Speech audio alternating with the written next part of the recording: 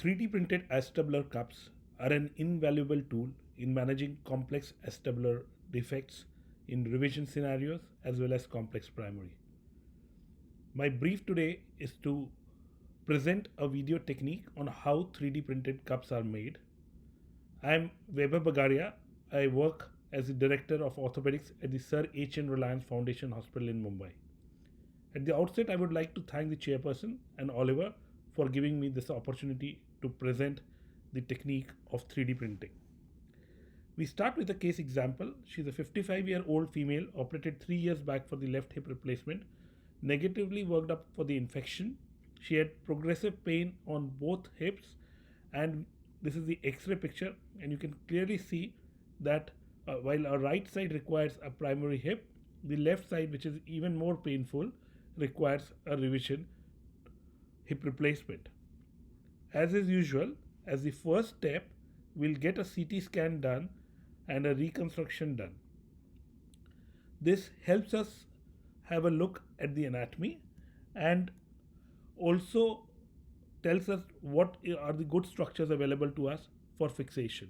So with this, our options are various, and there are different people who will be using different options, starting from the anti-protrusor cage, Gans ring, standard cups, Muller ring, cages, cup cage construct. So there are different ways in which this can be approached. However, there are drawbacks to the available solution, which include poor survival rate, osseointegrative limited capacity. Cemented systems have their own disadvantages, and many people consider that we burn the bridges for future problems. So what do we do? So we use these CT images to create 3D model and also generate a file that is suitable for printing called as STL. So in this particular case, all the DICOM images were exported and an STL file created. So this is how it's done. You can see that the DICOM has been converted to a 3D model, and we can once again look at how they are. And the one good advantage is that you can see which bones are weak and strong. So there is a differential thing here. So all the bones that are red are relatively stronger. All the bones that are thin are green and yellow, and sometimes you can actually see the hole. So as a surgeon, not only you can understand where you can put your screws, but also where your cup or where your device will have an adequate purchase. Once that's done, you move on to the next stage, in which you use that to plan your implants. So this is the same model here, and you'll see that we have put a cup and we have a choice to choose which liner we want to insert. This is a Corel, this is the Pinnacle cup that we are modeling it into, and we have decided that we will be using a liner from the Pinnacle cup.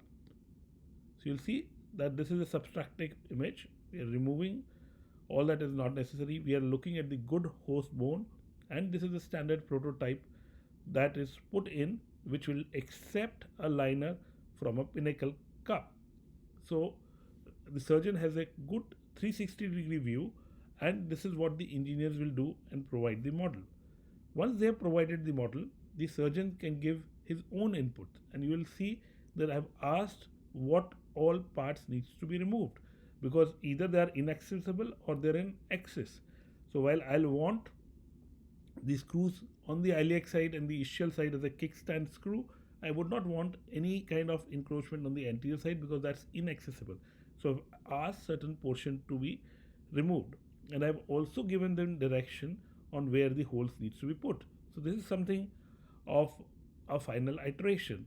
And when they do that, they give us this model in which we can once again see which are the good columns, where the bone is good, how much is the defect, and whether our cup can be press fitted. And you'll see that this 3D printed cup model, I am testing it out and seeing that whether it can be truly press fitted and what's the location, and if it's providing the support what I need, and also whether it is surgically feasible for me to do the surgery and put the screws in the right trajectory or not.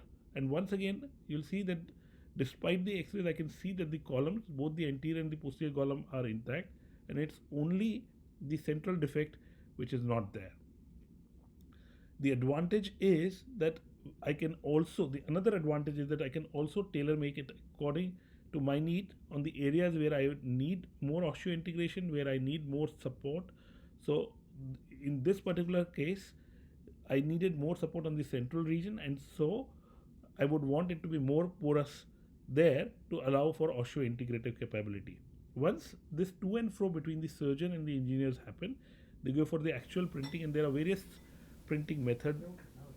Most commonly used is an SLM or a powdered sintered base, and this is how a prototype of a 3D printed cup looks. It's a layer by layer deposition and sintering that is happening here. In post-op X-ray of another patient, not the same patient, for a tumor case, again very invaluable tool for tumor surgeries, and this is how a 3D printed system will look. There are clear advantages as these can be customized as per patient and the surgeon. It's got a good osseointegrative capability, it's cost effective, and it's a simple solution to complex problem. It does have its own limitation in terms of requirement of a lot of common sense and intuitiveness about 3D anatomy. It is time consuming, it's not accessible to everyone, and yes, there is a price attached to the technology. I thank you for your attention and welcome any questions that you may have in this regard. Thank you very much.